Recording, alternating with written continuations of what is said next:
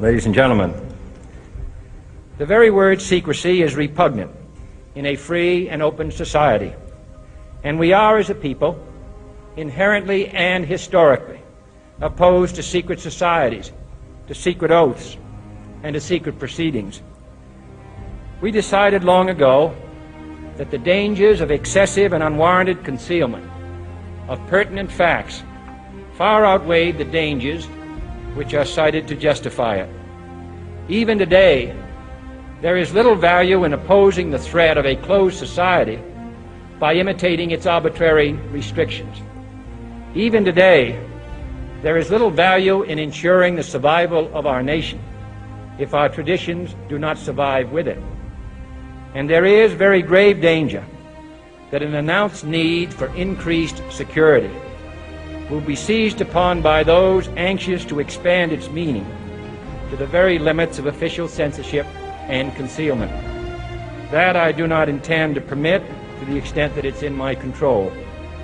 And no official of my administration, whether his rank is high or low, civilian or military, should interpret my words here tonight as an excuse to censor the news, to stifle dissent, to cover up our mistakes, or to withhold from the press and the public the facts they deserve to know.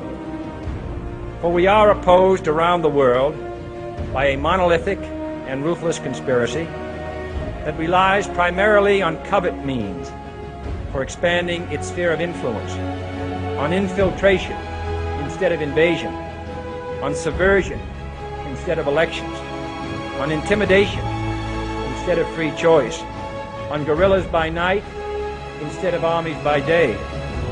It is a system which has conscripted vast human and material resources into the building of a tightly knit, highly efficient machine that combines military, diplomatic, intelligence, economic, scientific, and political operations. Its preparations are concealed, not published. Its mistakes are buried, not headlined. Its dissenters are silenced, not praised. No expenditure is questioned, no rumor is printed, no secret is revealed. No president should fear public scrutiny of his program, for from that scrutiny comes understanding, and from that understanding comes support or opposition, and both are necessary. I am not asking your newspapers to support an administration, but I am asking your help in the tremendous task of informing and alerting the American people. For I have complete confidence in the response and dedication of our citizens whenever they are fully informed.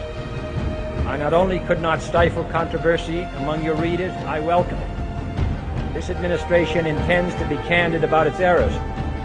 For as a wise man once said, an error doesn't become a mistake until you refuse to correct it. We intend to accept full responsibility for our errors, and we expect you to point them out when we miss them. Without debate, without criticism, no administration and no country can succeed, and no republic can survive. That is why the Athenian lawmaker Solon decreed it a crime for any citizen to shrink from controversy.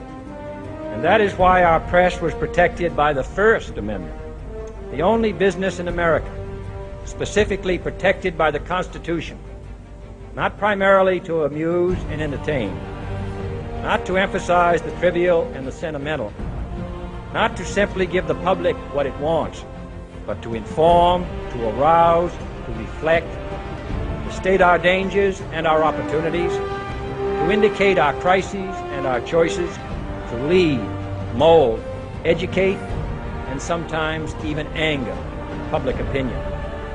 So it is to the printing press, to the recorder of man's deeds, the keeper of his conscience, the courier of his news, that we look for strength and assistance, confident that with your help, man will be what he was born to be, free and independent.